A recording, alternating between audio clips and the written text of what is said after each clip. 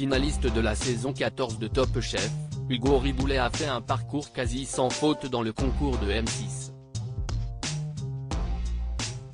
Très studieux, le jeune homme de 24 ans a pu compter sur les précieux conseils de son ancien mentor tout au long du tournage. Dernier sprint pour les candidats de Top Chef.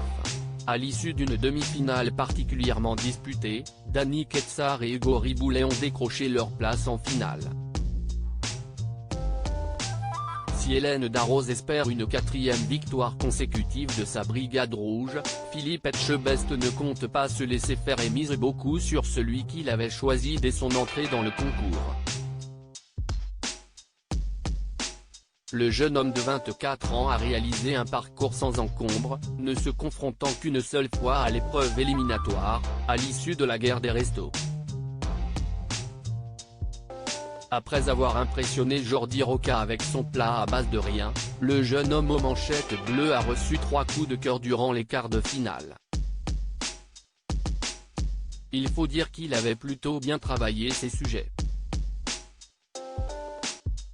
Hugo Riboulet, Top Chef 2023, une candidate lui a ouvert les portes de son restaurant pour s'entraîner. En effet, dès le début du concours, Hugo et Sarika ont pu s'entraîner dans les cuisines de Célune, le restaurant de Bérengère Fagard, éliminé dès le premier épisode.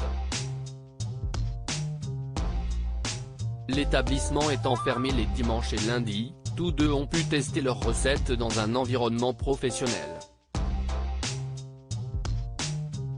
Des conditions bien meilleures que les kitchenettes mises à disposition dans la résidence hôtelière où logeaient tous les candidats. L'occasion de rester concentré dans ce grand marathon culinaire quand d'autres s'écartent un peu de la compétition. Mais ce n'est pas le seul petit coup de pouce auquel Hugo a eu droit. Il essayait des choses au restaurant, quand Hugo peut compter sur son mentor pendant le tournage de Top Chef ce mercredi 31 mai, à l'occasion des demi-finales, Hugo a retrouvé les cuisines de La Cachette, le restaurant étoilé où il a débuté. Une jolie manière de remercier celui qui lui a quasiment tout appris, le chef Masashi Ijichi. D'autant que celui-ci n'a rien laupé de son parcours dans le concours culinaire.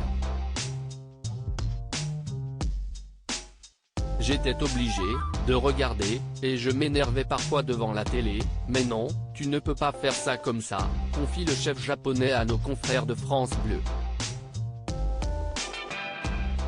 S'il envoie un petit message à son ancien apprenti après chaque épisode de Top Chef, il l'a également soutenu pendant le tournage.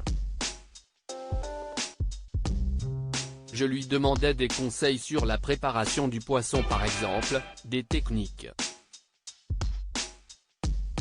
Et il essayait des choses aussi ici au restaurant pour me dire ce qui marchait et ce qui ne marchait pas, révèle Hugo. Avoir un soutien comme ça, si est énorme, si est vraiment top, conclut le finaliste. En face, Dany avait quant à lui déjà fait des épreuves avant la brigade cachée sans savoir qu'il y serait confronté quelques semaines plus tard.